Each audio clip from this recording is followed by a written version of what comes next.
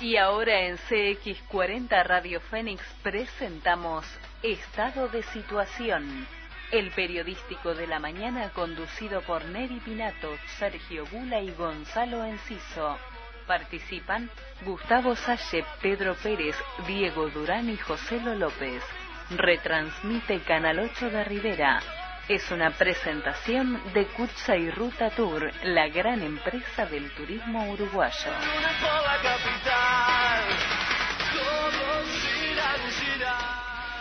Buen día, ¿qué tal, amigos? Si ustedes quieren escuchar mentiras, si ustedes quieren escuchar demagogia, si ustedes quieren escuchar la música que vuestros oídos prefieren, aun cuando sea todo falacia, bueno, en ese caso la mejor recomendación es escuchar a los candidatos presidenciables de los 4 partidos con representación parlamentaria. Sí, así de fácil. Idioteces, mentiras, promesas que no van a cumplir, en definitiva, estafa intelectual. ¿Por qué? Y lisa y llanamente porque, como lo hemos dicho hasta el cansancio, son los candidatos del nuevo orden mundial, cualquiera de ellos. Hay uno que es el predilecto, hay uno que es el que va a concitar mayor apoyo económico. Además, la fuerza política, como se ha convertido en una asociación para delinquir y está en el gobierno, se apropia del dinero del Estado y lo invierte en la campaña electoral. ¿Para qué? Bueno, para proyectar a sus 2 candidatos. Por el contrario, si usted quiere escuchar la dramática y patética realidad que vive el Uruguay, aun cuando sea dolorosa, aun cuando sea deprimente, bueno, se quedará escuchando la audición de Estado de Situación de martes y jueves con el doctor Salle. Nos gusta ser calificados de nihilistas, nos gusta este discurso poniendo de manifiesto la realidad desestructurada y sin futuro del Uruguay. Nos gusta exteriorizar que estamos en una cloaca pestilente gobernada por una asociación para delinquir con la complicidad de los partidos del nuevo orden mundial, vale decir, con la complicidad de blancos, colorados e independientes. Nos complace decir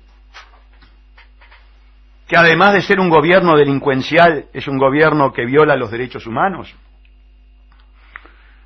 Amigos, yo tengo hijos y nietos en este país. Mi vida está en este país. Yo me muero en este país. A mí me entierran en este país, más concretamente en Mater Terra. Por supuesto que no me complace.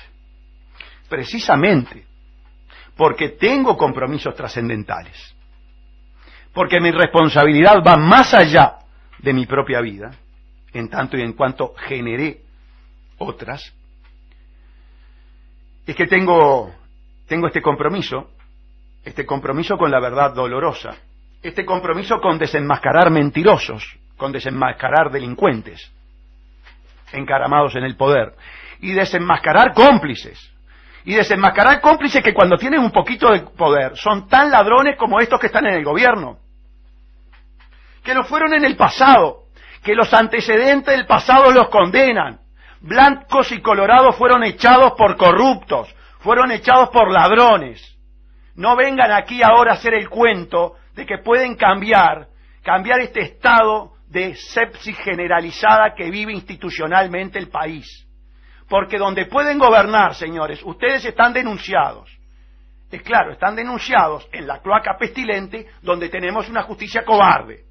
Porque si no tuviéramos una justicia cobarde, en este momento, toda la estafa pluna significa que el doctor Tabaré Vázquez, que el señor contador Danilo Astori, que Rossi, que Mujica, y que Pintado, que todos los que estuvieron involucrados en la estafa pluna, como lo dice el auto de procesamiento de la doctora Adriana de los Santos, hoy estuvieran en el CONCAR, hoy estuvieran presos. Esa es la realidad de nuestro país, y es la que nos llama a llamarlo cloaca pestilente. Sí, sin ningún tipo de ambajes en la terminología. Todo está mal, porque es la consecuencia de la dependencia. ¿Por qué ninguno de estos candidatos del nuevo orden mundial no hablan de la deuda externa? ¿Por qué le vienen a prometer un tablet a los jubilados y el otro un audífono o un par de lentes? ¿Por qué la reforma más importante que se puede hablar en esta campaña electoral de mediocres es el tema del IRPF? Si computo o no computo el aguinaldo de forma tal o cual. Porque no se pueden tocar las estructuras. Porque está prohibido hablar de las estructuras, está prohibido hablar de los mecanismos de la dependencia, porque está prohibido confesar que somos un país económicamente dedicado a la extracción de recursos, que no tenemos viabilidad si no es a través del endeudamiento. Ninguno puede criticar la deuda externa, ninguno puede criticar el endeudamiento. ¿Por qué? Porque viene desesperado a endeudarse. ¿Y qué significa el endeudamiento? Y lo que ven ustedes. Lo que tal vez muchos jóvenes no puedan cotejar, es decir, comparar. Pocas cosas positivas o lindas tiene la vejez, por lo menos desde mi cosmovisión. Pocas cosas. Una de ellas es el de poder comparar los tiempos, comparar los cambios culturales. Y yo estoy en condiciones de hacer esa comparación porque soy, vamos a no ser tan cruel con nosotros mismos. Soy un veterano. Y recuerdo, por supuesto, el Uruguay de la década del 60. Ya solamente con comparar el Uruguay dependiente, capitalista, colonizado, de la década del 60, con este Uruguay del 2014, en manos de los tirabombas del 60, y eso es lo que más duele, eso es lo que no puede ponderar un joven que hoy se pone una escarapela del MPP o del Partido Socialista o de, yo qué sé, de Michelini o de Sendí, que ya ni le sé los números. Los tirabombas de aquella época. Yo no fui tirabomba por la edad, y por suerte. Y por suerte tampoco me comí la cana de haberme pasado todo eso y ver el corolario de esa actuación. Bueno, muchos están locos, otros se han ido del país, otros se resignan y otros se incluyen en la asociación para delinquir a efectos de acomodarse y robar. Ese fue el derrotero. Nada más que ahora, desde esa nueva posición de oportunistas acomodados en la asociación para delinquir, está respaldada por la Embajada de Estados Unidos, está respaldada por el Departamento de Estado. Y además ha logrado un nicho de impunidad. Sí, ha logrado un nicho de impunidad. Vamos a dejarnos de eufemismo, ¿verdad? Las denuncias mías van al archivo, no por falta de fundamentos jurídicos, no por falta de fundamentos fácticos, no porque no nos estén robando, nos están masacrando. Lo que pasa es que se dio un golpe de Estado técnico. Ningún académico lo va a decir, ningún abogado lo va a decir. Pero aquí se dio un golpe de Estado técnico. Aquí hay una fiscalía de corte que le dice a los fiscales a quién tiene que procesar y a quién no tiene que procesar, sobre todo cuando los delitos se refiere a los delitos de la conjunción del interés público con el privado y de las maniobras de las corporaciones con el gobierno. A mí el tema de la regasificadora es un tema que me llega muy de cerca, porque, bueno, por algo muy sencillo, porque soy el único, el 21, el exclusivo que habla de este tema. Lo habla en este medio de comunicación, sacamos un artículo en el semanario El Bocón, trabajamos en el Twitter. ¿Y qué es lo que han visto ustedes, amigos? ¿Qué es lo que han visto ustedes de la red? Ya ni siquiera se informa. Ya es tal el pánico que tienen por esta mega estafa de 1.215 millones de dólares en el comienzo. Me va a ir a ver un empresario por un tema y me planteaba que en la restauración de un edificio, no voy a decir quién, porque ni qué, no puedo dar pistas por ahora, después otra que las pistas, los documentos voy a dar, como con la regasificadora, un presupuesto inicial de $590.000 para la restauración de un edificio, se terminó pagando aproximadamente $3 millones. Claro, cuando usted tiene este saqueo, cuando usted tiene instalado este saqueo, además, esto es anecdótico, ¿verdad? No lo estoy diciendo, solamente estoy describiendo la metodología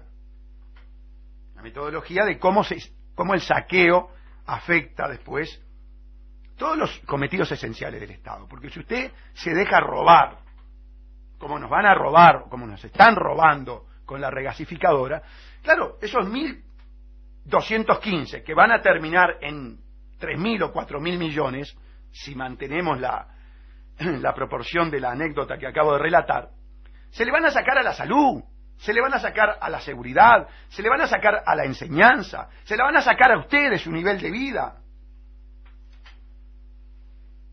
Porque cuando el país se endeuda, y esto es generación de deuda privada que la paga el pueblo.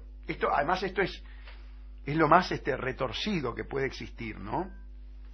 Porque fíjense que se endeuda en una empresa privada. Yo ahora voy a analizarlo, voy a volver, tengo tiempo, voy a volver sobre el tema de la regasificadora, por supuesto, aunque para ustedes para los que me escuchan asiduamente en la radio pueda ser repetitivo, yo no tengo más remedio, porque tengo que contrarrestar la complicidad, tengo que contrarrestar la complicidad de blancos y colorados, que estaban además en el directorio de ANCAP, que estaban en el directorio de UTE. No saquen patente de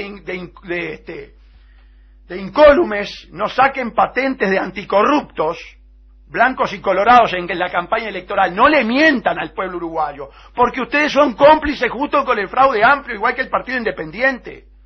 Ustedes están al tanto, saben y se benefician de esto. Eso es lo que hay que decirle.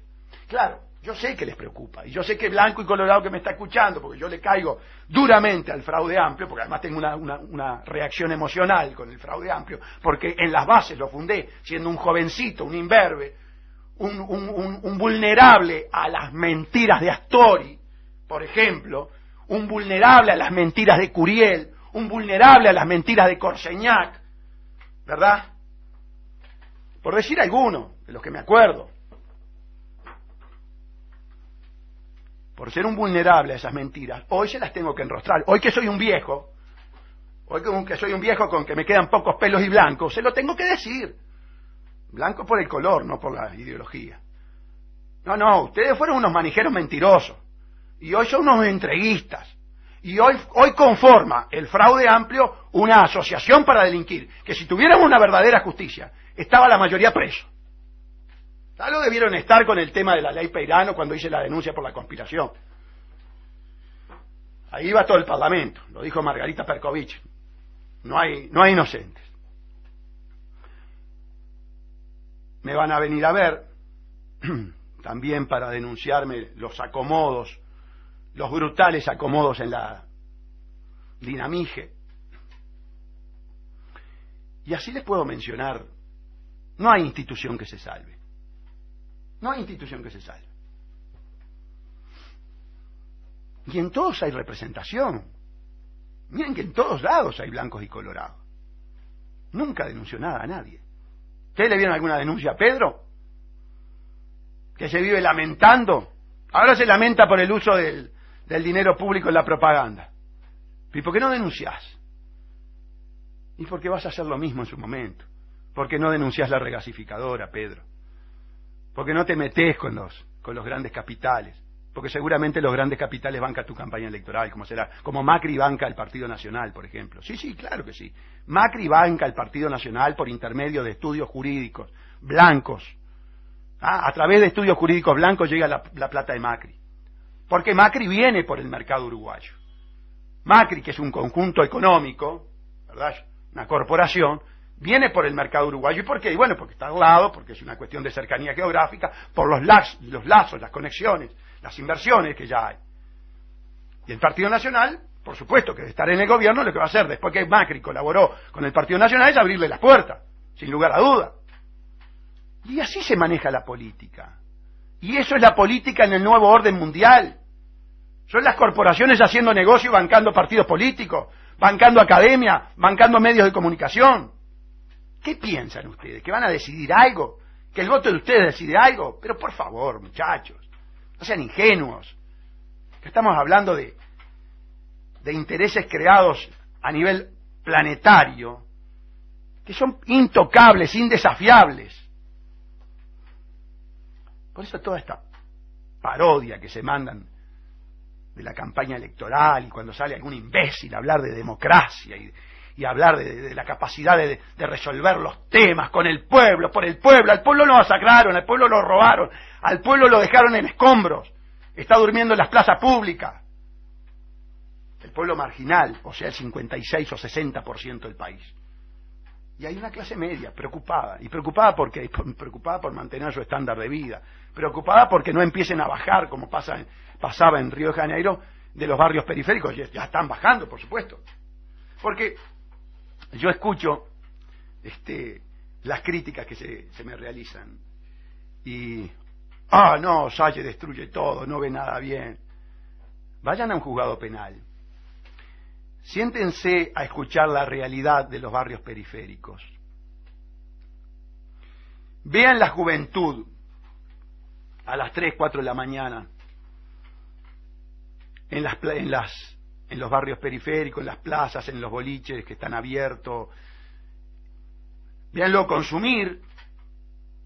Vean cómo individuos empiezan muy jovencitos, pero supongamos 16, 17 años, en lugar de estar formándose, consumen en la noche y duermen en el día. ¿Y después qué son? Y humanoides. Un poco más que unos monos. Un poco más que unos monos. Claro, si yo estuviera en campaña electoral no podría decir eso, ¿verdad, Federico? Federico mueve la cabeza como diciendo, qué barbaridad. Pero yo no estoy en campaña electoral. Yo no le estoy pidiendo el voto a ustedes. Yo no soy político. O mejor dicho, no hago política partidaria. Por supuesto que tengo un discurso político. Tengo un análisis político. ¿Y ustedes creen que si yo estuviera en campaña electoral, ustedes creen que si yo estuviera atrás de un puestito de diputado para estar ganando un buen sueldo y garroñando viajes como han garroñado todos estos, puedo tener este discurso? Esperen que me llama por teléfono, no se enteró que estábamos en la audición. Vamos a apagar el celular. ¿Ustedes creen que yo puedo tener este discurso si yo estuviera en campaña electoral? No, si estaría desesperado pidiéndole el voto. ¿Y qué les estaría diciendo? Y le estaría diciendo que el Uruguay es maravilloso, que el partido político que yo integro es el partido que más lucha contra la corrupción, aunque tenga un intendente por ir preso. Aunque tenga un intendente por ir preso. Los blancos son macanudos. Ahora se han puesto el gorro papal y el manto de púrpura. Son unas vírgenes de 15 años. No saben nada. Ellos no saben nada. No participaron en nada. No te rías, Federico, es verdad. Pobrecitos. Fueron los primeros que nos... No iba a decir un disparate. Fueron los primeros que nos comprometieron. Los primeros que nos comprometieron con el Fondo Monetario Internacional. Fueron los primeros en tirarnos a las fauces del león. Y por supuesto que van a seguir profundizando. Ahora, estos son peores. Porque estos se pasaron toda la vida hablando contra el Fondo Monetario Internacional y los Estados Unidos. Y han resultado los más adulones, los más alcahuetes, los más cipayos de Estados Unidos.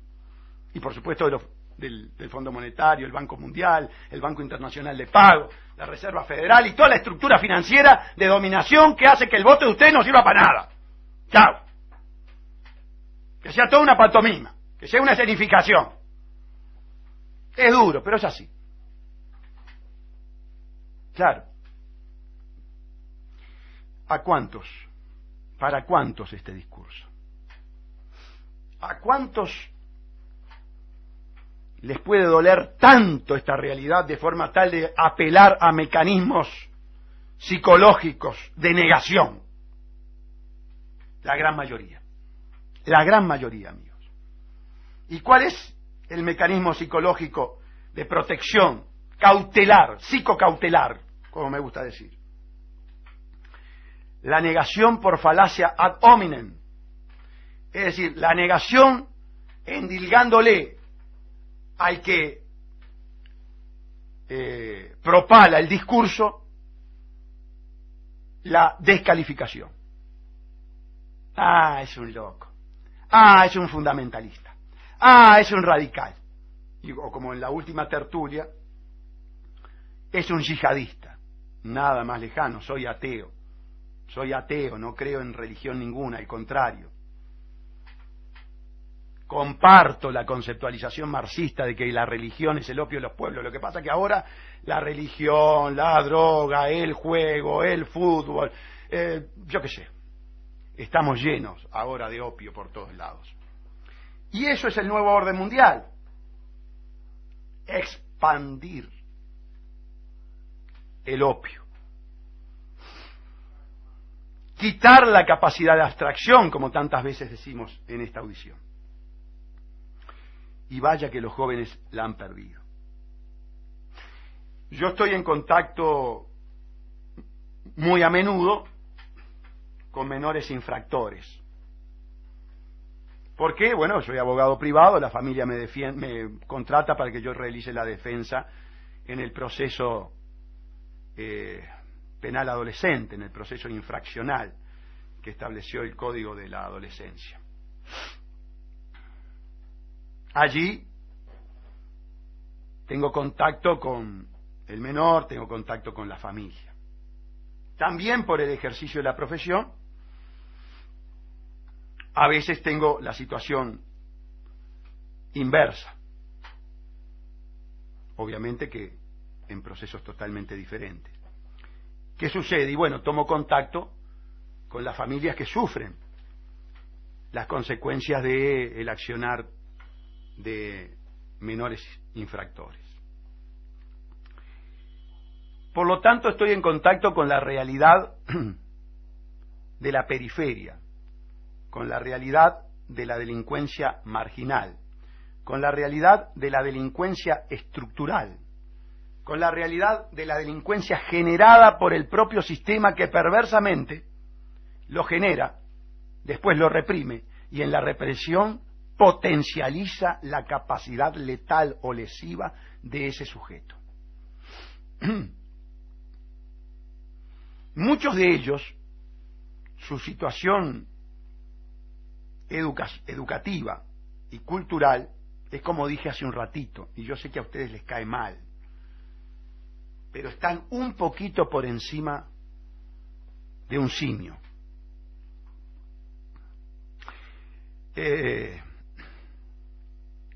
Himmler, el jefe de la temible Schutzstaffel, las SS, se encargó de diseñar las políticas educativas para los territorios ocupados por el Tercer Reich, fundamentalmente Europa del Este.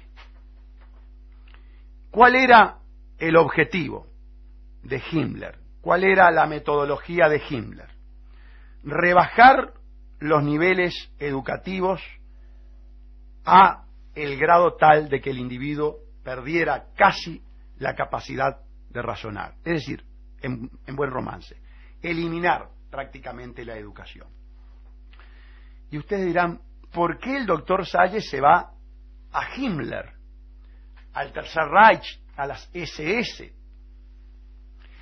Porque el nuevo orden mundial actual tiene mucho más de nazismo que lo que ustedes pueden imaginar. Es más, la institución que cimenta el nuevo orden mundial planetario fue manejada fundamentalmente por el ministro de Economía del Tercer Reich, Halman Sachs, y me estoy refiriendo al multinombrado por mí Banco Internacional de Pago.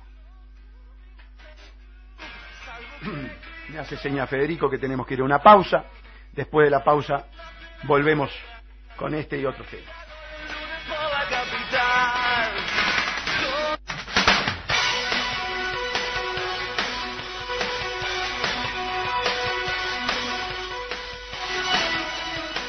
Bueno, amigos, a ver, he recibido muchas llamadas y la radio también y mensajes en la que nos dan cuenta de que hay serios problemas en la transmisión de la radio, que nuestros conceptos salen absolutamente cortados, que no se escucha bien lo que nosotros decimos.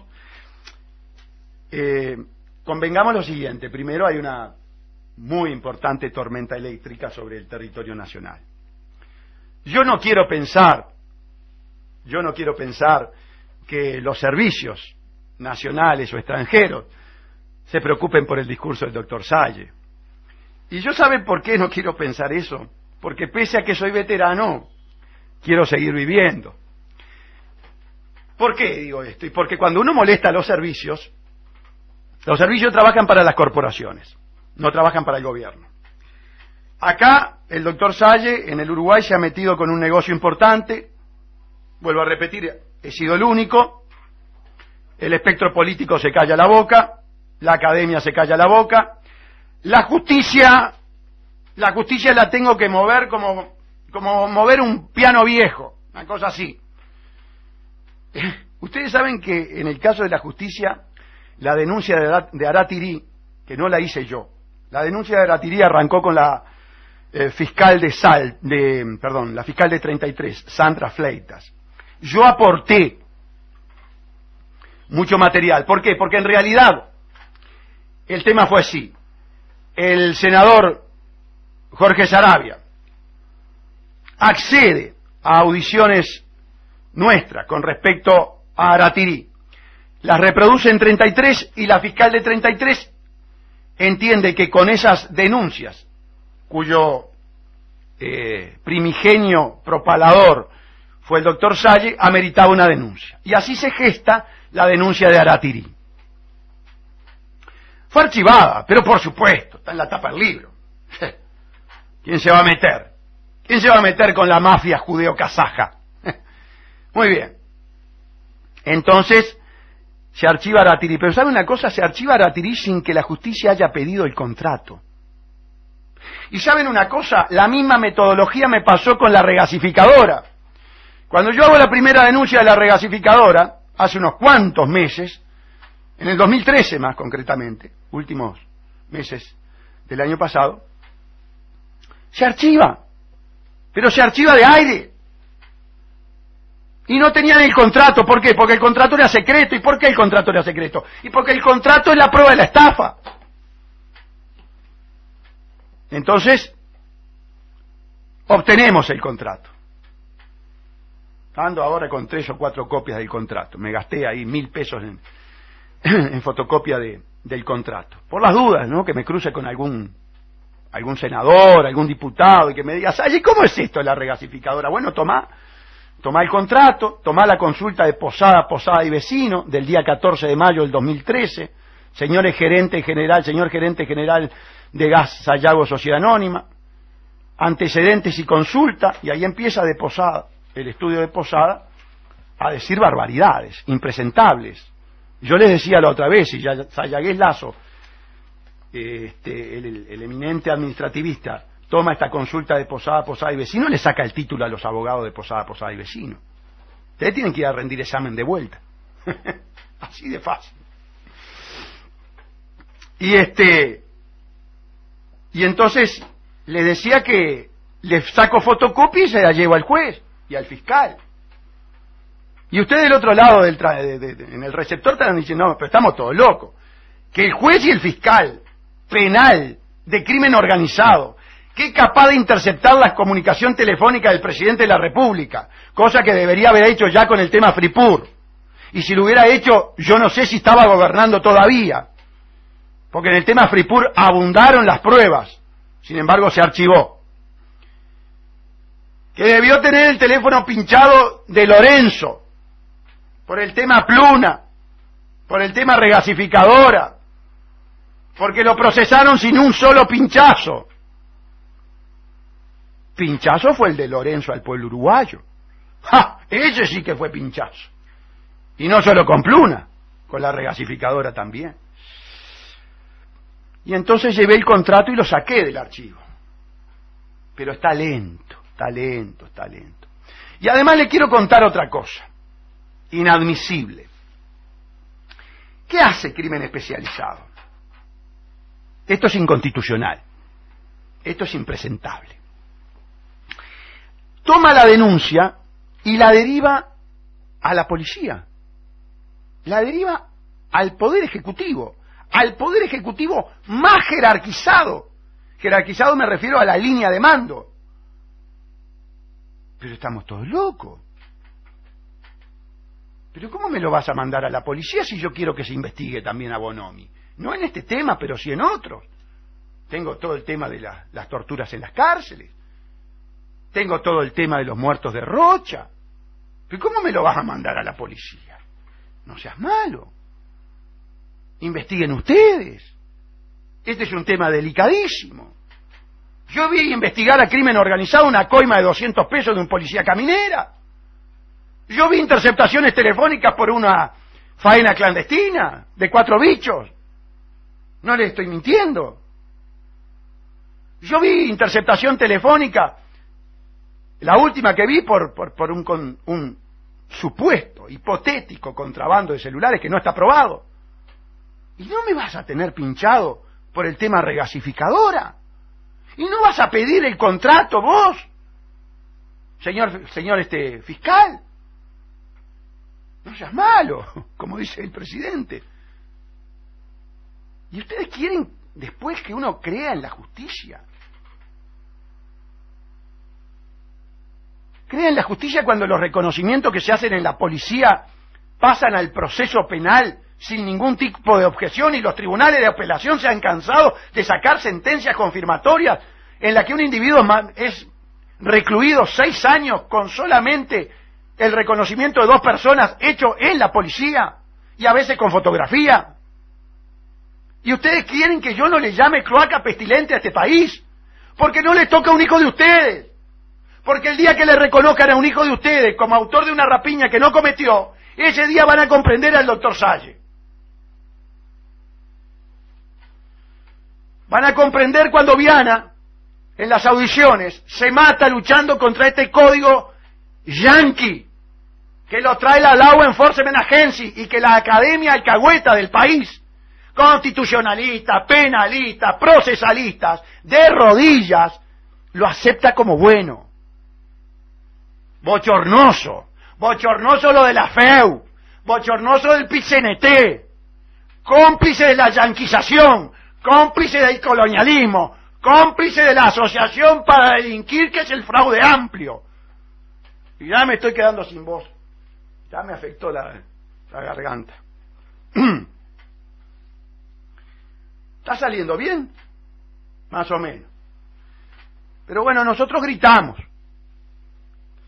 ¿Por qué gritamos? Porque después puede salir alguno de estos que hablan pausado, tecnócratas, a decirnos, no, quiere imponer por el grito, por la fuerza, por la irracionalidad, en función de la falta de argumentos. No. Les voy a hablar bajito y les voy a dar los argumentos de la estafa. Les voy a decir que todos los uruguayos estamos siendo víctimas de una brutal, de una grotesca, porque además no es muy inteligente, de una grotesca estafa. Vamos a ir entonces al tema de la regasificadora como ejemplo de todo este panorama de la cloaca pestilente. Yo sé que no les gusta, yo sé que eso rechina, porque después voy a almorzar con mi madre y me dice, no podés decir eso. A la gente no le gusta que digas eso. La gente hay que decirle la verdad, porque de demagogos mentirosos Está lleno el país. Entonces, alguien tiene que, aún a riesgo de caer antipático, aún a riesgo de que uno va por la calle y ve esas miradas que no son miradas, son cuchillos. Cuchillos al intestino, al corazón, al riñón. Además, como no nos viene bien nada, según dice la gente, los opositores, son unos cuantos. Fíjense que ateos en el mundo son el 2%. Ya con eso tengo el 98% en contra. Pero bueno, recién llamó un amigo que es creyente, está en todo de acuerdo con nosotros, menos en ese aspecto. Pero yo respeto. Cada cual que crea lo que quiera. Ahora, yo respeto en tanto y en cuanto después esas instituciones no me manejen los hilos del poder. En tanto y en cuanto el Vaticano no sea el tesoro guardado de los Rothschild, el tesorero de los Rothschild. En tanto y en cuanto el Banco Ambrosiano no viabilizaba el dinero de la masonería, de la logia PDUE. Si te empezás a meter así, ahí vamos a tener lío. Bueno, y no es justo que no hable tampoco de la otra. No es justo tampoco que me endilgues el antisemitismo porque me queje que la Reserva Federal está manejada fundamentalmente por los banqueros judíos. No, yo no tengo ningún problema con los judíos, pero si el que me está masacrando es un banquero judío, entonces tengo problema. Tengo problema por los dos lados. Y no me vengas con los musulmanes. No me vengas con los musulmanes y su oscurantismo y su violación de los derechos humanos, tan graves como los que realizan las matanzas de Israel. Y entonces la gente dirá, pero Salle, no te viene bien nada. Bueno, pero escúchame, ¿estoy mintiendo en algo?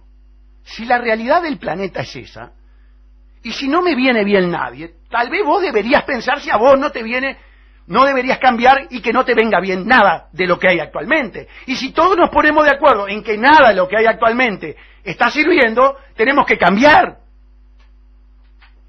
Claro, a ver, yo voy a dar algunos datos importantes para que se den cuenta que nada está bien. Fíjense,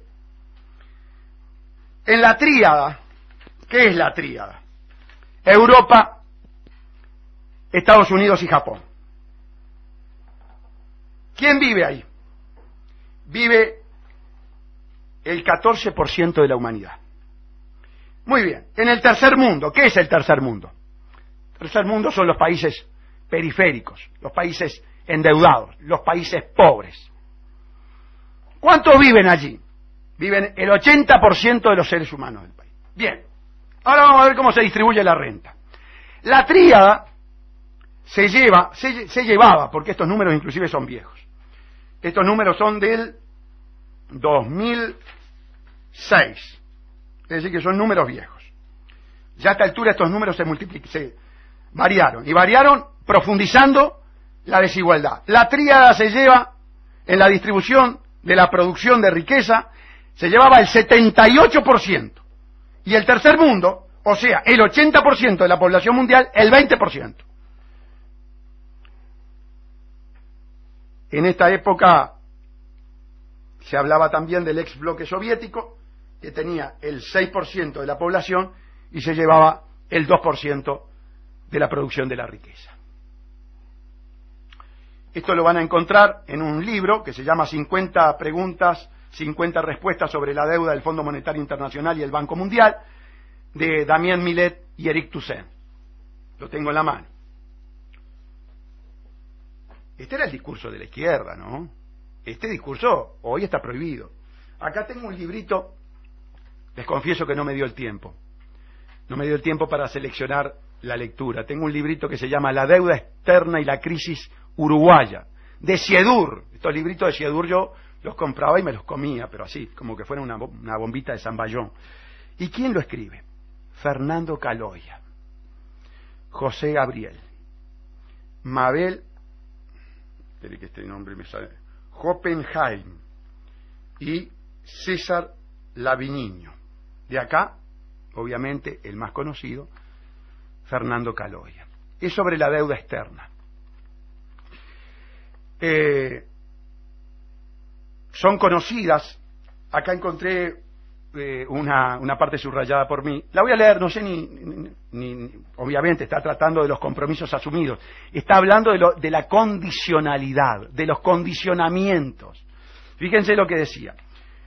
Son conocidos las condiciones que el fondo establece para asistir a los países que lo solicitan.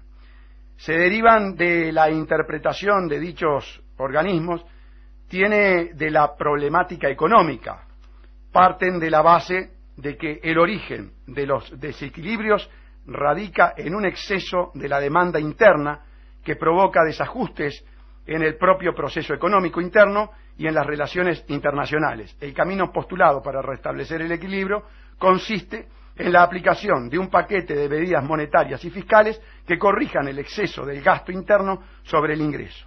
Este programa contractivo supone reducir el nivel de los salarios reales para facilitar el ajuste fiscal, la disminución de la demanda y estimular la rentabilidad empresarial. ¡Grande Kaloya! ¡Grande Kaloya! ¡Qué razón tenía! Este era el discurso, por supuesto, porque esta es la realidad. Esto es como decir, la nieve es blanca, o como decir, el hielo produce una sensación de frío al principio, después quema.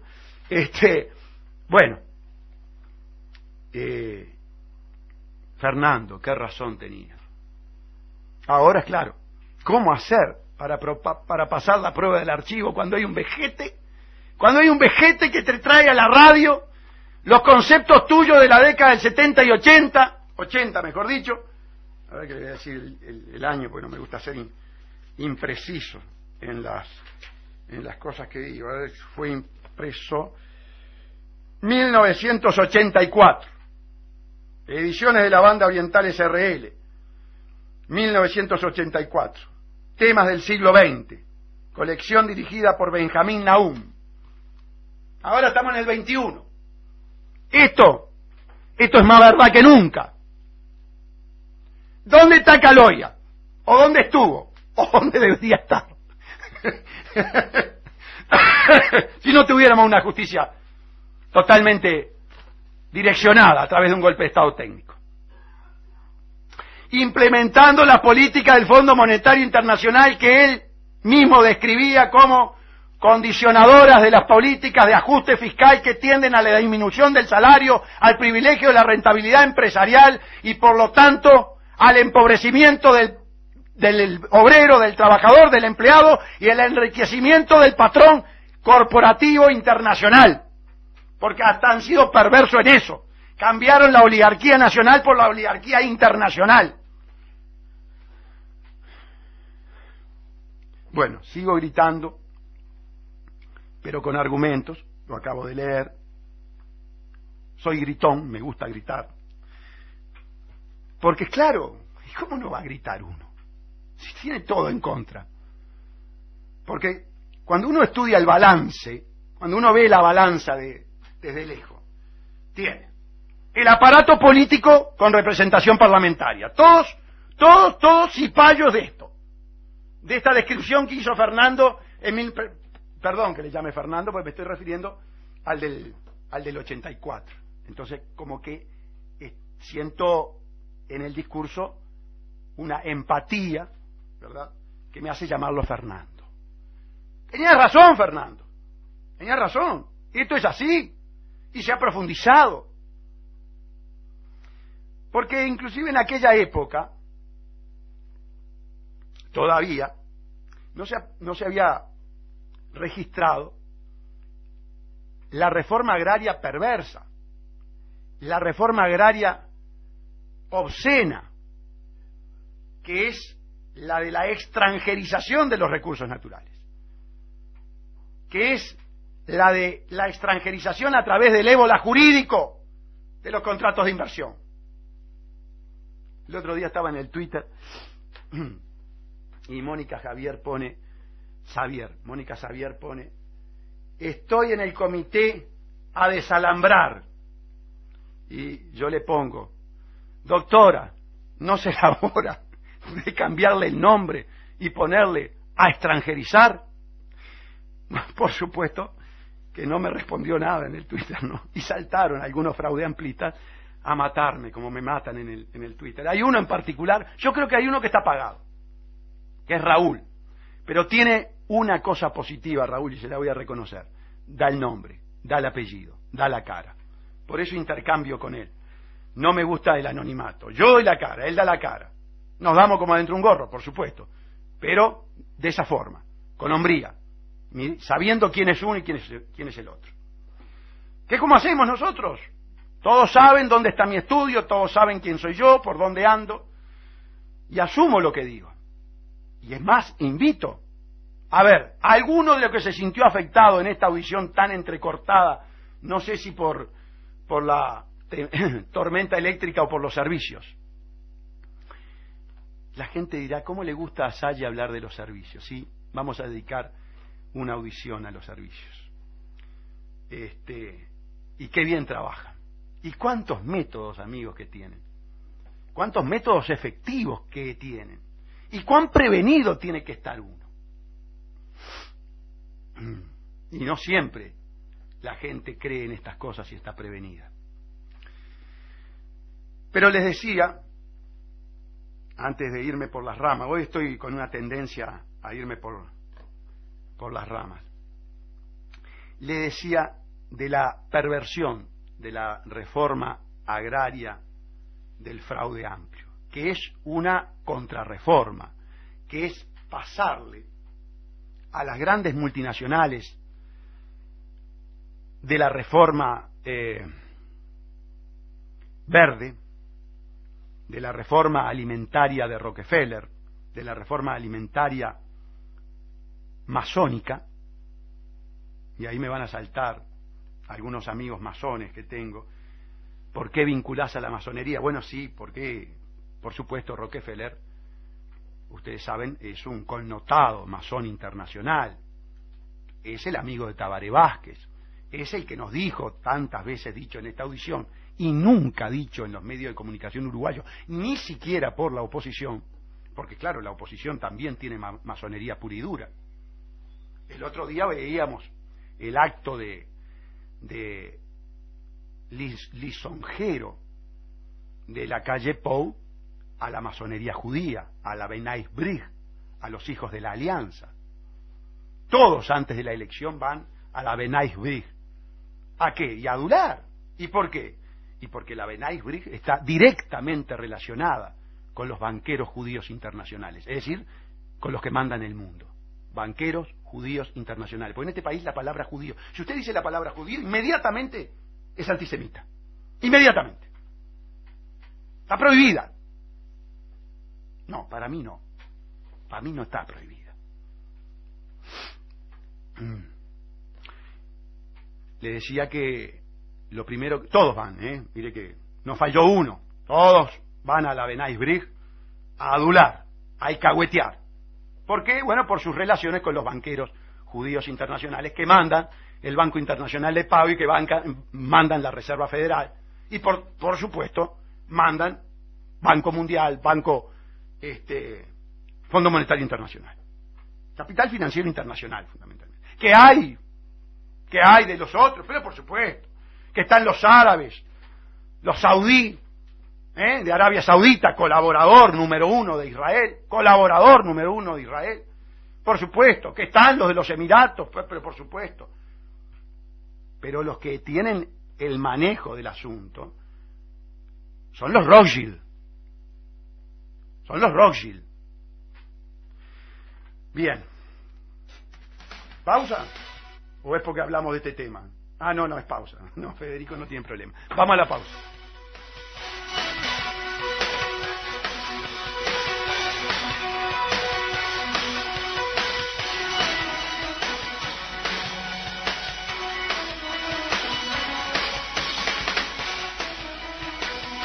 Bueno, volvemos. Parece que está saliendo mejor. Tal vez la tormenta esté pasando. No siempre tenemos que... Tengo el bolsillo de ustedes que están del otro lado del receptor. Bueno, pues voy a seguir, pues me caliento y me quedo en estos primeros pasos. Para llevar a cabo el presidente de la República, ya lo dije, ¿verdad? utilizaron el dinero público de dichos entes autónomos para crear una empresa privada, Gas Sayago, Sociedad Anónima, de forma tal de poder disponer de cientos de millones de dólares al margen de todo control por parte de los organismos del Estado. Pero esa es la finalidad. Hace calor acá, Fede. Esa es la finalidad. ¿Cuál? Y manejar el dinero público sin que nadie de los organismos de contralor puedan ver cómo se está manejando. Y esa es la estafa. Ya está, aquí está la estafa. No hace falta hablar más nada. Y el juez penal y el fiscal penal ya con esto están sobrados. Ya tienen que empezar a citar al presidente de la República, a Kramerman, a Casaravilla, a Sendik, a Lorenzo, porque después vamos a ver la fianza que firmó Lorenzo. Ya está. Porque ese mismo juez y ese mismo fiscal, con un reconocimiento de la policía, te procesa por rapiña. Ya está. No precisa más nada, ya hoy. Patrullero. Al juzgado de crimen organizado, todos estos. ¿Cómo es esto? Dinero público más público que lo maneja una empresita de los muchachos de la comparsita. No. Bueno, seguimos. Es decir, dinero público que se destina a una sociedad anónima privada regida por el derecho privado al margen de todo control estatal. Esta ingeniería jurídica viola grotescamente el artículo 188 de la Constitución. En efecto, dicho artículo no contempla la creación de una empresa privada con capital 100% del Estado. Miren, amigos, es tan grotesca que la mera lectura que yo le voy a hacer con la exégesis del 188 permite que un gurisito de jardinera, ya no de primero de escuela, razone y diga, está mal. Estamos tomando un cafecito. Está rico el cafecito. Dice el artículo 188. Para que la ley pueda admitir capitales privados en la constitución o ampliación del patrimonio de los entes autónomos o servicios descentralizados, así como para reglamentar la intervención que en tales casos pueda corresponder a los respectivos accionistas en los directorios, se requerirán los 3/5 de votos del total de los componentes de cada Cámara. ¿Se dan cuenta de una cosa, no? Que se necesita una ley. Se necesita una ley para esta regasificadora. Y ahora van a ver, por 3/5 de votos, el aporte de los capitales particulares y la representación de los mismos en los consejos o directorios nunca será superior a los del Estado. Es decir, que los representantes en esa participación público-privada hecha con estos requisitos que establece el artículo 188 en esta parte, que no es el caso de la regasificadora todavía. Quiero aclararle, no es todavía el caso de la regasificadora. Acá están hablando de la participación, vuelvo a repetir, de capitales privados en la Constitución o ampliación del patrimonio de los entes del Estado. No es todavía el caso de la regasificadora. Seguimos en la lectura del 188. Y decíamos, el Estado podrá, y acá sí viene lo otro, acá sí viene el caso de la regasificadora. El Estado podrá asimismo participar en actividades industriales, agropecuarias o comerciales de empresas formadas por aportes obreros, cooperativas o capitales privados, cuando concurran para ello el libre consentimiento de la empresa y bajo las condiciones que se convengan previamente entre las partes. Fíjense, la primera hipótesis era la hipótesis de el Estado aceptando en sus entes capital privado. Este es al revés, este es el Estado participando en actividades industriales junto con cooperativas o capitales privados. Estamos situados en este. La ley, y en este caso es por mayoría absoluta del total de componentes de cada Cámara, autorizará en cada caso, dice el constituyente, y cuando el constituyente habla con un sentido estrictamente técnico. No habla bobadas, iba a decir otra cosa. Habla con un sentido técnico, por eso les decía, la regasificadora, de acuerdo al artículo 188 de la Constitución, Pepe, señores parlamentarios, señores senadores, señores diputados, ustedes ganan el sueldo y nos están robando la plata porque no cumplen con su función. porque ustedes debieron reclamar, intervenir en el tema de la regasificadora. Se llevan ese bruto sueldo y dejan que esta obra se haga de forma inconstitucional, violando el artículo 188 de la Constitución. La regasificadora necesitaba ley con mayoría absoluta, porque el constituyente dijo para cada caso. Pero acá no queda la cosa, es peor todavía. Como decía él, es peor todavía. Un cómico decía eso, no sé si no era Landricina. Estaba en que la ley por mayoría absoluta del total de componentes de cada Cámara autorizará en cada caso esa participación, asegurando la intervención del Estado en la dirección de la empresa, asegurando la participación del Estado en la administración de la empresa. Sus representantes se regirán por las mismas normas que los directores de los entes autónomos y servicios descentralizados. Aquí está metiendo el derecho público. Las disposiciones de este artículo no serán aplicables a los servicios públicos de agua potable y saneamiento. Es muy claro una cosa, amigos. Fíjense, de cómo está redactado por el constituyente el artículo. Hay una cosa que preexiste a la participación de la actividad del Estado. ¿Qué es la cosa que preexiste? La empresa privada. El constituyente dijo, si hay una empresa privada y el Estado quiere adherir a la participación en las actividades, bueno, muy bien, se necesita una ley específica, con mayoría absoluta, una ley para el caso concreto. En segundo lugar, el legislador previó, estableció como requisito sine qua non, que esa empresa privada existiera antes, que preexistiera a la participación. Presupone entonces el constituyente que esa empresa está formada. En la regasificadora adviertan lo siguiente. Primero, no existía ninguna empresa privada. No existía Gas de Sayago como empresa privada. No existía Gas de Sayago propiedad, el paquete accionario de Gustavo Salle. No.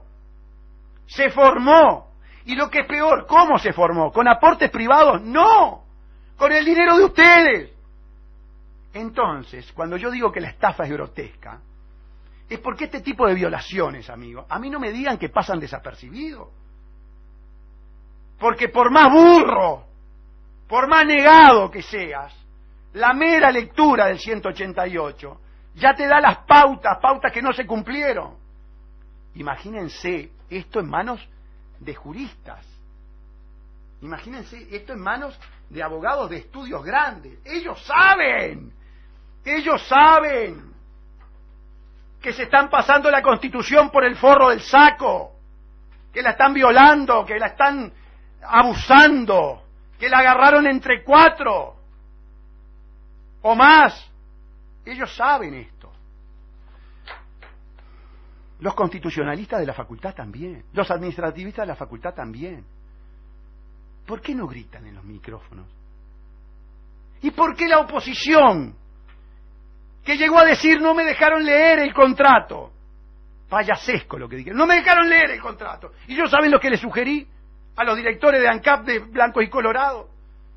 Desnudate y salí corriendo por Avenida Libertador para arriba, gritando, la regasificadora es una estafa, la regasificadora es una estafa. Y ustedes dirán, ¿por qué desnudo? Y bueno, porque llama más la atención, digo yo.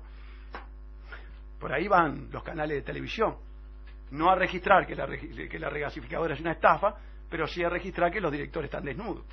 Y por ahí ellos pueden hablar, pueden expresarse. Esto no es broma. Yo ya les conté. ¿No conté, Fede, la anécdota del Círculo Católico? Me llama por teléfono una señora y me dice, doctor, estoy acá en el Círculo Católico, no aguanto más el dolor, le dolía el vientre. Señora, hable con la gente que está allí. 1, 2, 3, 4, 5 veces a lo largo de toda la mañana. Empezó a las 8. A las 12 le digo, señora, no la atienden, no, desnúdese. ¿Cómo? Sí, desnúdese. Y se desnudó. Era tan fuerte el dolor que se desnudó. Me llamó su comisario de la seccional que corresponde, no me acuerdo si es la 5ª. Doctor, acá hay una señora desnuda que dice que usted la mandó desnudarse. Sí, le digo. ¿Usted ha estado en un centro de salud loco de dolor y que no lo atiendan? Bueno, llega un momento que no aguanta más, hace cualquier cosa.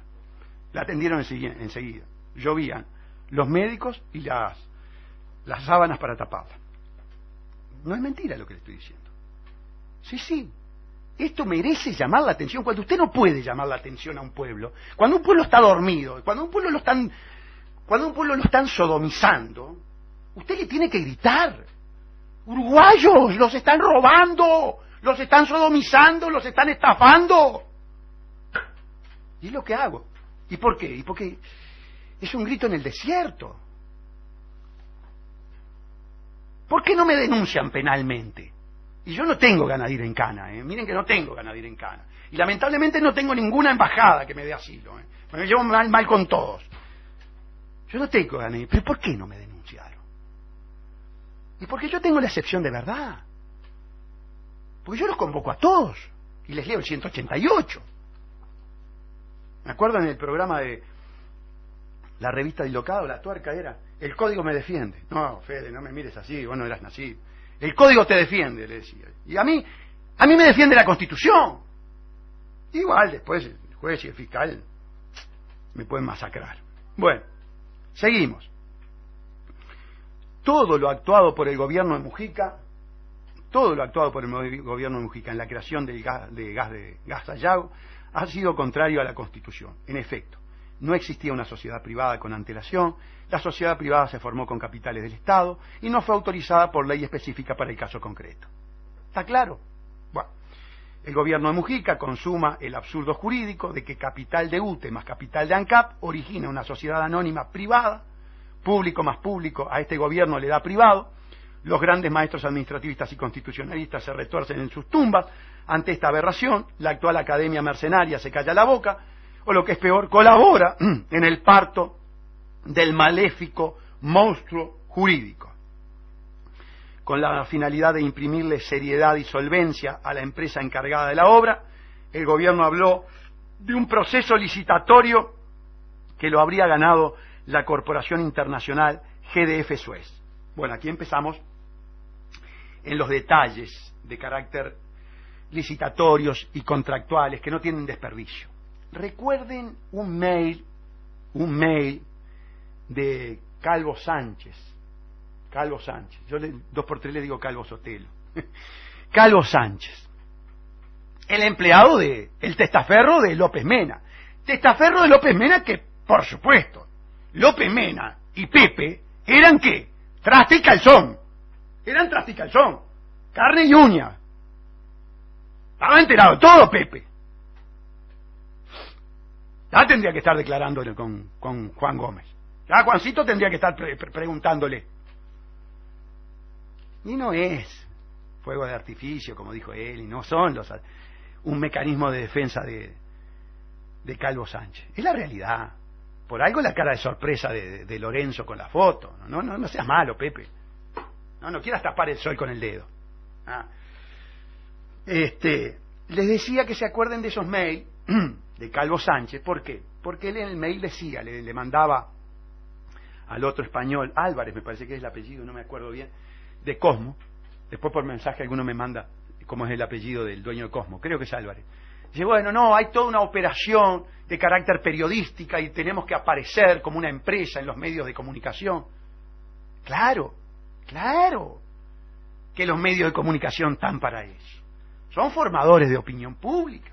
Forman parte, no sé si consciente o inconscientemente, algunos serán conscientes, otros inconscientes, ¿de qué? Y de la estratagema. ¿Qué es la estratagema? Son los mecanismos de inducción en error. Son los mecanismos por los cuales yo creo un proceso psíquico de inferencia en el cerebro del individuo que lo lleva a tener la visión, la visualización de una realidad distinta a lo que fenomenológicamente, efectivamente, es esa realidad. Es decir, ve una realidad distorsionada. ¿Pero quién se la distorsiona? Y los mecanismos de estratagema, los ardid, como dice el legislador penal.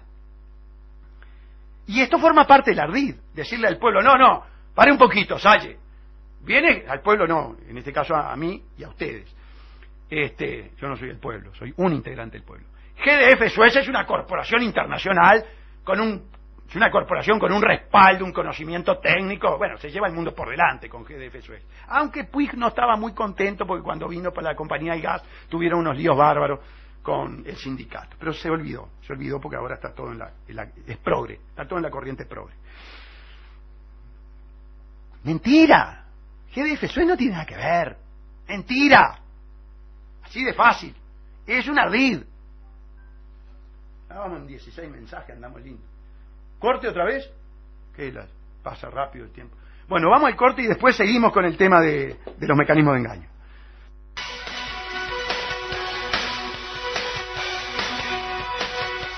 Bien, seguimos con el tema regasificadora. GDF Suez no tiene nada que ver. Ni ganó la licitación ni firmó el contrato de obra. Otra mentira que vamos a explicar. Tratándose de una obra que se pagará con dinero del pueblo uruguayo, el proceso licitatorio privado no lo llevó adelante la jurídica de UTE y ANCAP. Fue el estudio jurídico de Posada y Vecino quien se encargó de seleccionar a la empresa ganadora. Vaya que los uruguayos tenemos mala experiencia en esto de los privados seleccionando privados para manejar nuestro dinero. Recuerden cuando Vázquez, Astori y Rossi seleccionaron a Ficus Capital para que éste a su vez trajera a Lidgate para asociarse con Pluna, ente autónomo. Ya en el 2007 denunciamos penalmente este procedimiento altamente sospechoso. Recién en el 2014 se verificaron procesamientos. Pues bien, Posada y Vecino selecciona a la empresa GDF Suez Energy Latin America Participación Limitada, empresa asesorada por el estudio de Guyer en nuestro país, que jurídica y patrimonialmente no es la corporación internacional mencionada en los medios de comunicación. No es GDF Suez. La que ganó la licitación, vuelvo a repetir, es GDF Suez Energy Latin America Participación Limitada. Ahora bien, por si esto fuera poco, llega el momento de suscribir el contrato de esta obra de enorme envergadura. Aparece en escena una empresita llamada Reclure Company, Sociedad Anónima, en proceso de cambio de nombre a GNLS, Sociedad Anónima, con domicilio en la Comparsita 1373, piso 10. Adviertan, amigos, que para esta mega obra de 1.215 millones, en principio, comenzamos con la Corporación Internacional GDF Suez y terminamos en la triste y obscena realidad de que la obra estará a cargo de una empresita uruguaya de la cual desconocemos totalmente sus solvencias, referencias, experiencias e idoneidad para semejante emprendimiento. En ningún momento el gobierno ni los involucrados han explicado cómo se llega a esta sustitución de empresas al momento de celebrar el contrato. Cuando a través de la página web de Gas Sayago se intenta obtener información al respecto, los enlaces le indican que están rotos. Ahora bien, Reclure Company, la de la Comparsita, es muy probable que no tenga un mango partido por la mitad. Pero esta obra, por su costo, requiere financiación internacional. Es decir, hay que ir a golpear la puerta ¿de quién? De los banksters, de los banqueros gángsters, de los terroristas financieros, los que tienen esclavizado a la humanidad a través de estos mecanismos. Porque todo esto es a través de contratos de inversión, ojo al gol, a través del ébola jurídico, por supuesto. Si están los tres estudios grandes, obviamente que está el ébola jurídico. Bien, seguramente si los representantes de Reclure se hubieran presentado ante los banqueros a pedir una financiación de 1.215, aquellos probablemente los hubieran echado. Lo que tienen que saber los uruguayos es que Reclure llevó una carta en la manga, muy importante. ¿Qué llevó? La garantía de todos ustedes y la mía. Sí, la mía y la de todos ustedes. Esto es una fianza solidaria del Estado uruguayo, firmada el 1 de octubre del 2013 por el entonces ministro de Economía, Fernando Lorenzo, extendida en papel notarial de actuación número EW 70.00071, autorizada por la escribana Carolina Bentancur Barreto. Por si esto fuera poco, en el numeral 5 del documento, por el cual todos los uruguayos nos convertimos en garante de una deuda de 1.215 millones de dólares de una empresa privada que no podemos controlar, de una empresa privada cuyo movimiento es absolutamente confidencial, de una empresa privada que hace un contrato secreto, que nos mete a todos en la bolsa, pero no sabemos cuál es el contenido, recién el doctor Salles lo está sacando a la luz pública, establece que, es la cláusula quinta, que de conformidad con las disposiciones del contrato, el beneficiario, es decir, Riclur, los muchachos de la comparsita, podrán ceder sus derechos emergentes de esta garantía a favor de los acreedores. ¿Quiénes son los acreedores? Los banksters. Todo lo cual el garante acepta desde ya. ¿Quiénes aceptamos que los banksters nos... ¿Cuál es la palabra adecuada? Nos esclavicen. Tranquilo, tranquilo, Fede. Nos esclavicen. Todos nosotros, ¿por intermedio de quién? De la firmita de Lorenzo. Aquí está. La tengo en el sellado notarial a la vista. ¿Quieren ver el contrato? ¿Alguno de ustedes tiene duda de lo que estoy diciendo? Bueno, vamos a hacer una cosa.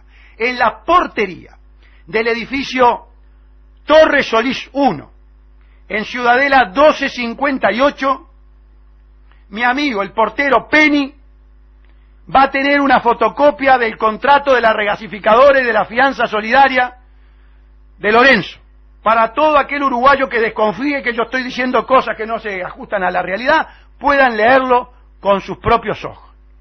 Sí, señor, a unos escasos metros de donde está Pepe, ahí, en la Plaza Matos Rodríguez, frente al Teatro Solís, Ciudadela y Soriano, Ciudadela 1258, ahí va a estar el contrato, lo va a tener Penny, y ustedes pueden decir, mire, yo escuché al doctor Salle en la 40, en Fénix, decir esto, vengo a ver el contrato. Yo le voy a dejar marcado con una viñeta amarilla dónde está la fianza solidaria.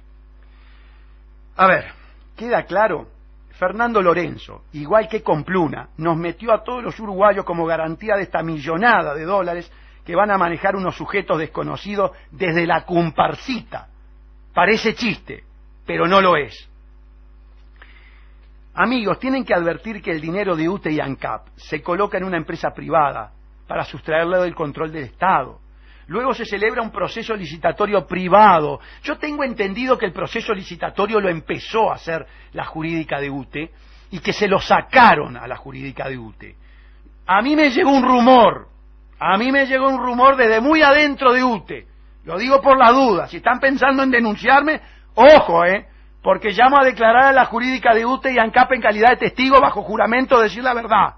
Ojo, Muy bien. Entonces se lo saca. Luego se celebra un proceso licitatorio privado, en manos de un estudio jurídico también privado, normalmente patrocinante de las corporaciones internacionales. El estudio que hacía la SAFI, que los progres tanto criticaron.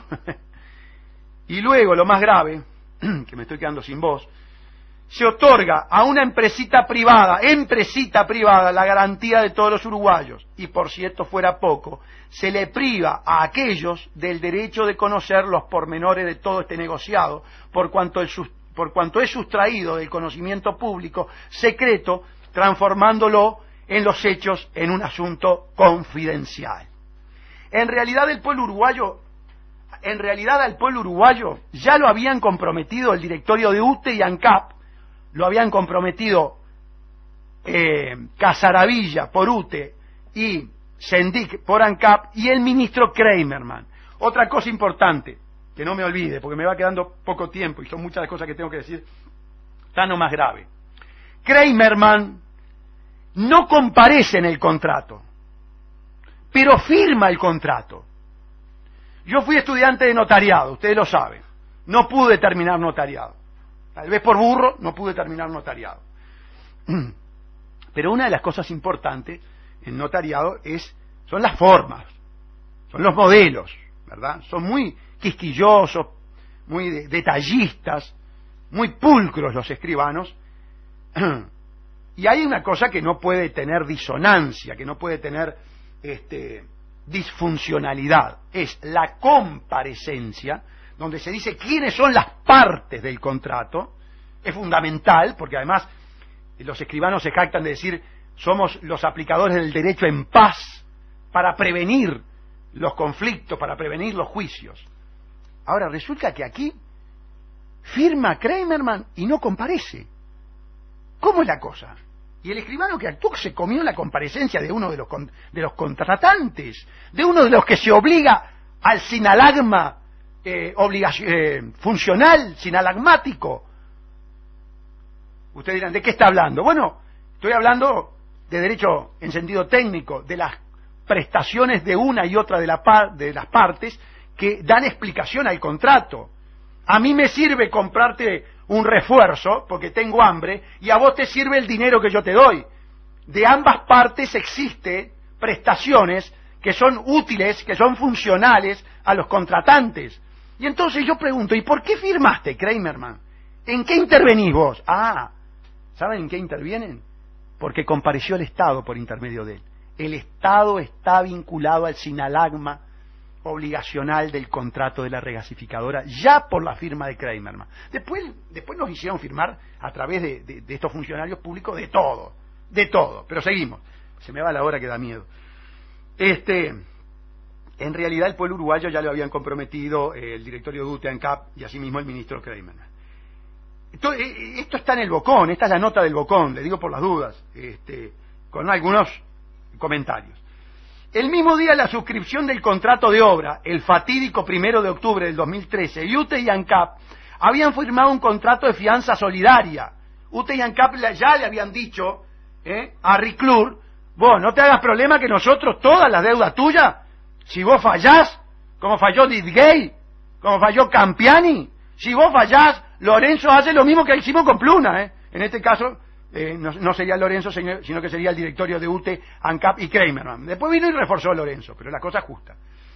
Es decir, todas las deudas que contraigan los muchachos de la comparsita, como me gusta decirle, a ver, muchachos de la comparsita, están invitados, Si ustedes creen que yo estoy mintiendo, si ustedes quieren aclarar, si ustedes quieren defenderse, los micrófonos de la audición mía, les comprometo las 2 horas. Igual, Ignacio, escúchame, si vos querés venir a aclarar el tema de la regasificadora, o el gobierno, o Pepe, vos te querés atacar y aclarar, no hay problema. Los micrófonos estaban abiertos.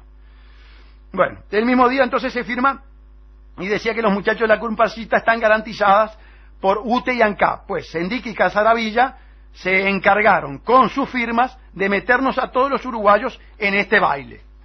En el caso de UTE, cuidado, en el caso de UTE, su carta orgánica consagrada en la ley 15.031, es un decreto ley porque es de la época de la dictadura, no contempla esta operación, es decir, que la misma es contraria a la ley.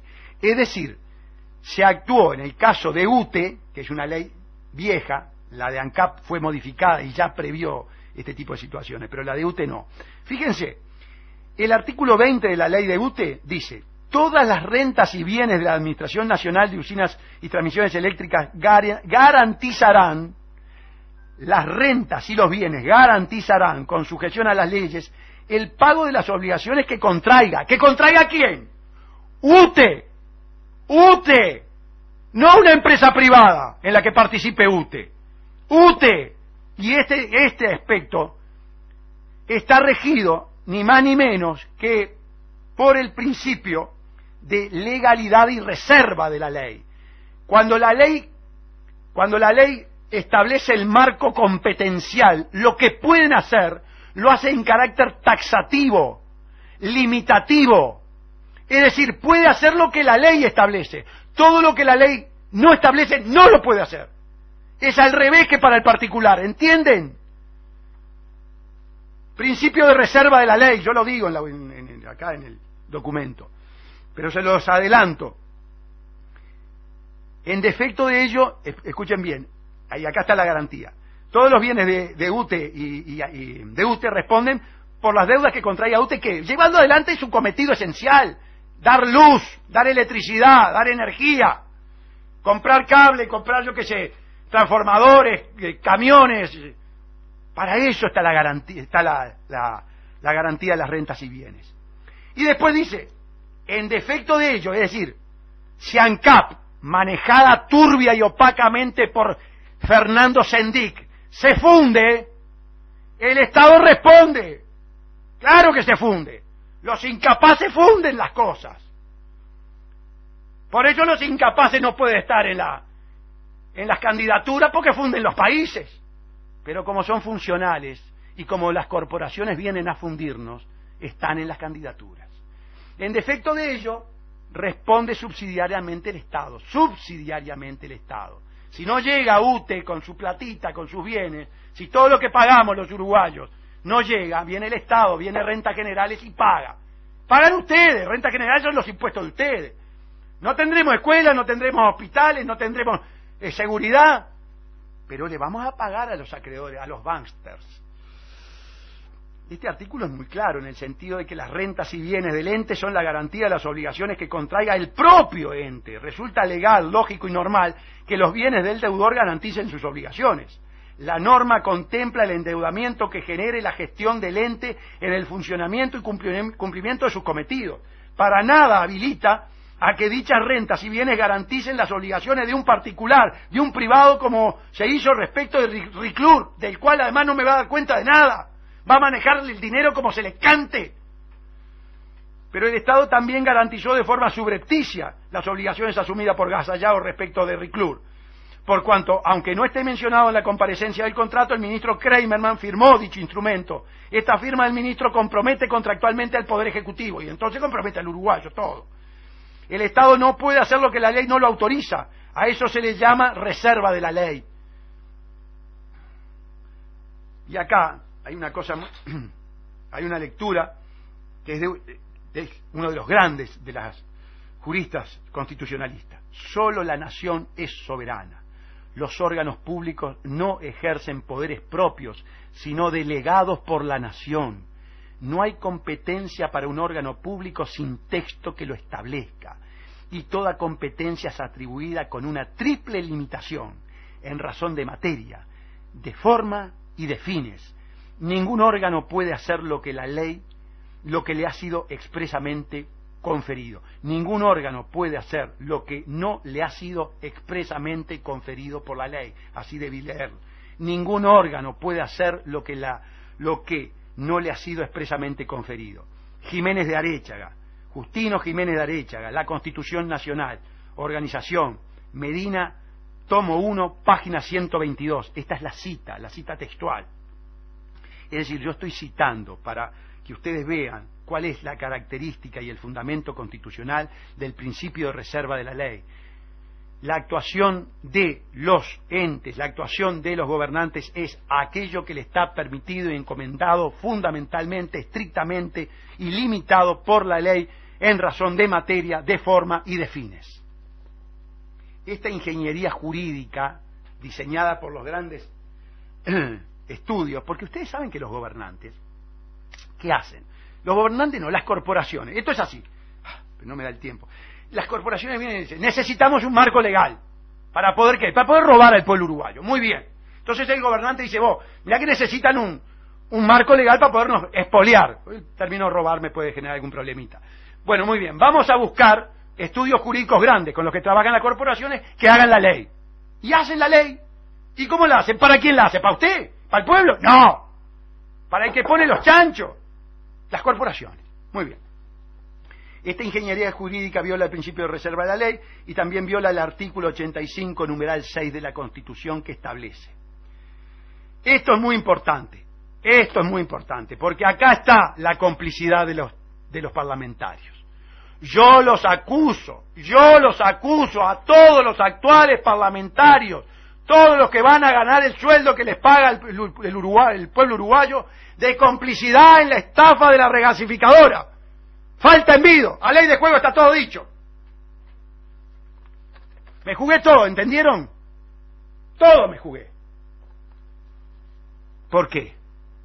Esta ingeniería jurídica viola el principio de reserva de la ley y también viola el artículo 85, numeral 6 de la Constitución, que establece: a la Asamblea General compete, numeral 6, autorizar a iniciativa del Poder Ejecutivo la deuda pública nacional, consolidarla, designar sus garantías y reglamentar el crédito público, requiriéndose en los 3 primeros casos la mayoría absoluta de votos del total de componentes de cada Cámara. Porque por vía tangencial, porque por medio de la estafa de la regasificadora, se crea deuda de 1.215 millones de dólares en violación de este artículo 85, numeral 6. Y ningún parlamentario dijo, esta boca es mía. El que está observando eso es el doctor Salle. Y les voy a leer una cita también de Jiménez, esta cita es del tributarista Ramón Valdés Costa. Dice así la cita: en este orden, el Estado no puede contraer deudas, ni garantizar deudas propias o ajenas, públicas o privadas, sin una ley que previa y específicamente lo autorice, conforme a lo que estipulan los artículos 85, numeral cuarto, numeral sexto, artículo 86, 185, numeral cuarto y 301 de la Constitución. La deuda del Estado tiene que ser autorizada por los órganos legislativos. Así lo expresa el profesor doctor Ramón Valdés Costa, con fecha 7 de agosto de 1989, en oportunidad de realizar una consulta a pedido de la Sala de Abogados del Tribunal de Cuentas. Cuando yo echo la falta en vido, cuando yo digo a ley de juego está todo dicho, es porque estoy respaldado, porque esto es una estafa, porque esto es un mamarracho, y porque tengo a los grandes de la década del 50 y 60 apoyándome. Y el que me venga a rebatir, ¿sabe con quién me viene a rebatir? Me viene a rebatir con el ébola jurídico, me viene a rebatir con la legislación perversa sancionada por los partidos del nuevo orden mundial.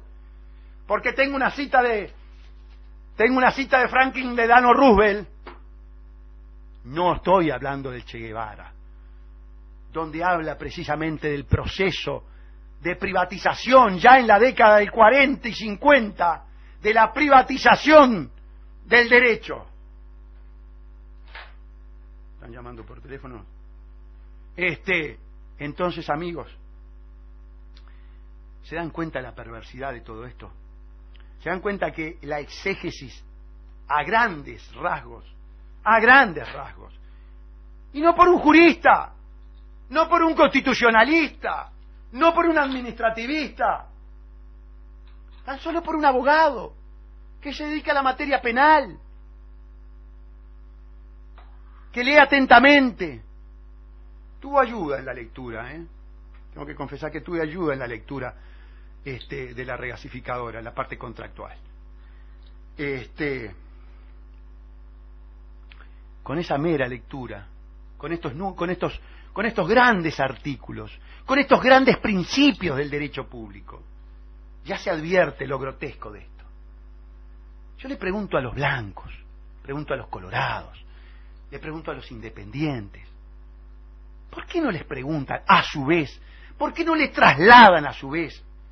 Cuando estos tipos están en los estrados prometiendo el oro y el moro, prometiendo Alicia en el País de las Maravillas.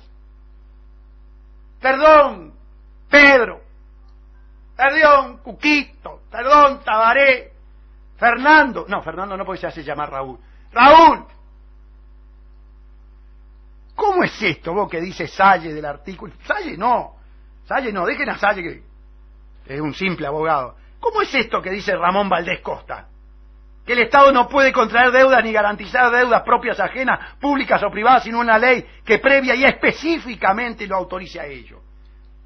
Porque yo tengo entendido que nos garantizamos a los muchachos la comparsita con 1.215 millones de dólares, por una firma de Lorenzo, por una firma de Sendic, por una firma de Casaravilla. En el caso de Fernando se le pregunta a Fernando, Fernando, vos firmaste la fianza, ya vos te controló el Parlamento, pero vos violaste entonces el 85 numeral 6. Algún muchacho, como hizo el otro día una economista, con respecto a la inflación, que lo descolocó al Cuquito, no sabía qué decirle, llamó al asesor. ¿Qué va a decir? ¿El monetarismo qué va a decir? Monetarismo, vas a controlar la inflación sacrificando al pueblo con un déficit parafiscal de 6.000 millones. Así de fácil son las cosas. Entonces, amigos, esto es un monstruo maléfico. Este monstruo que es la regasificadora no estamos por ir. Este monstruo que es la regasificadora, amigos, solo escuchan la exégesis, solo escuchan la descripción de lo que se llama técnicamente el iter criminis, es decir, el desarrollo del proceso delictivo aquí, en Fénix, con Salle. El jueves que viene estamos de vuelta.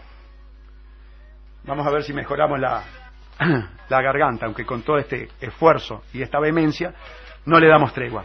Un abrazo, gracias por escucharme. Chau, chau.